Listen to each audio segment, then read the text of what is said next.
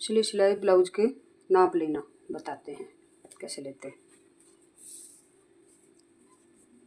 जैसे पीछे के हिस्से से नाप लिया जाता है 14.5।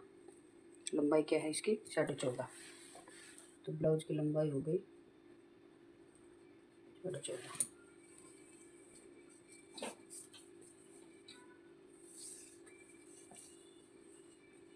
लूज नापा जाता है।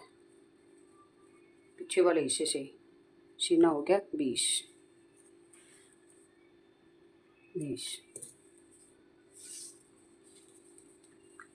कमर हो गई 17 आया, 17 दूंगी 34 कमर 34।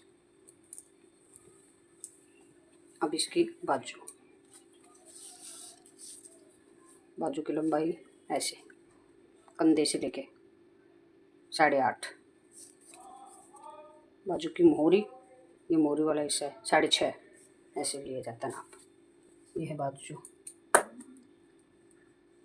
लंबाई हो गई 8.5, सिलाई होगी 6.5।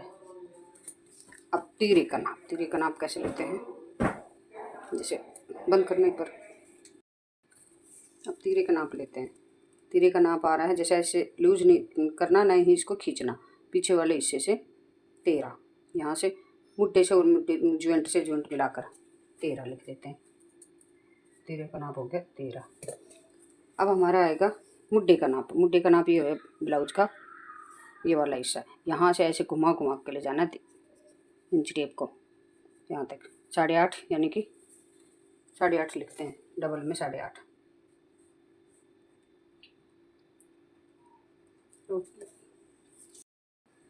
अब लेंगे हम ब्लाउज के गले का नाप। अब पीछे का गले का नाप, जैसे ऐसे पकड़ के और यहाँ तक लें, सीधे गोलाई तक लेते हैं। 5.5 आ रहा है पीछे का गला। अब हम आगे के गले का नाप लेते हैं। आगे का गला तिरछा लिया जाता है, जहाँ से बंद होता है वहाँ से और जॉइंट तक 7.5। ठीक है, अब हम गले का नाप लिख देते हैं। इसमें यही नाप होते हैं, आगे के गले का नाप, मुड्ढे का नाप और तीरे का नाप, और पीछे से लंबाई का नाप ब्लाउज की, और नीचे से कमर का नाप, और यहाँ से बंद करने के बाद में सीने का नाप होता है। इस तरह से लिया जाता है।